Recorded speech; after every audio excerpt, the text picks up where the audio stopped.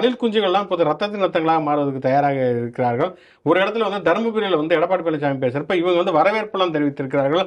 இதெல்லாம் போஸ்டர்லாம் வந்து அடித்து ஒட்டியிருக்கிறார்கள், ஃப்ளக்ஸ் எல்லாம் வைத்திருக்கிறார்கள் அப்படிங்கிறத நம்ம பார்க்குறோம். எங்களுடைய கொள்கை எதிரி பாஜக அப்படின்னு சொல்லக்கூடிய தாவேகா அந்த கொள்கை எதிரியோட கூட்டணி வச்சுக்கிட்டு இருக்கிற அதிமுகவோட சேர்வதற்கு எந்தவித வெக்கமும் இல்லாமல் இருக்காங்க அப்படின்னா, அப்போ வந்து இவங்க வந்து ஆரம்பிக்கிறப்பே சந்தர்ப்பத்தோடு ஆரம்பிக்கக்கூடிய ஒரு கட்சி இன்னும் போக போக எவ்வளவு வந்து ஒரு மிக மோசமான சந்தர்ப்பத்தில் சேர்க்கும் அப்படிங்கிறது மிகப்பெரிய கேள்வி. இல்லை, தாவேக்கா வந்து கொள்கை எதிரி அரசியல் எதிரின்லாம் விஜய் வந்து பேசினாரு. அந்த கட்சிக்காரங்களுக்கு கொள்கை அரசியல் அதெல்லாம் தெரியுமானே நமக்கு தெரியல. நேற்று சாயங்காலம் எடப்பாடி பழனிசாமி வர்றப்ப அது வேற கட்சி கூட்டம், அங்கே போய் கொடியை காமிச்சிக்கிட்டு இருக்காங்க. அந்த இப்போ நாளை அங்கே ஏதோ ஒரு தள்ளுமுழு நடந்துச்சுன்னா விஜய் ஆட்கள் வந்து தள்ளுமுழு பண்ணிட்டாங்க அப்படிங்கிற பிரச்சனை கூட வரும்.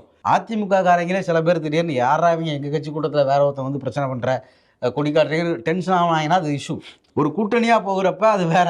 இவங்களுக்குள்ள இப்போ ஒரு பேச்சுவார்த்தை நடந்துக்கிட்டு இருக்கு, மாறி மாறி ஆதரவு தெரிவிச்சுக்கிட்டு இருக்காங்க. அதுக்குள்ள அவங்க வந்து கொடியை காமிச்சிக்கிட்டு இருக்காங்க. நடக்குதுன்னு யாரும் அதிகாரப்பூர்வமாக அறிவிக்கலை.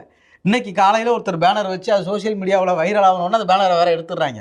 ஒரு முடிவு அப்படின்னு ஒன்றுமே இல்லாத ஒரு கட்சியாக தாவேக்கா வந்து இயங்கிக்கிட்டு இருக்கு. அதில் தான் இவ்வளவு பிரச்சனைகள் பண்ணுறாங்க.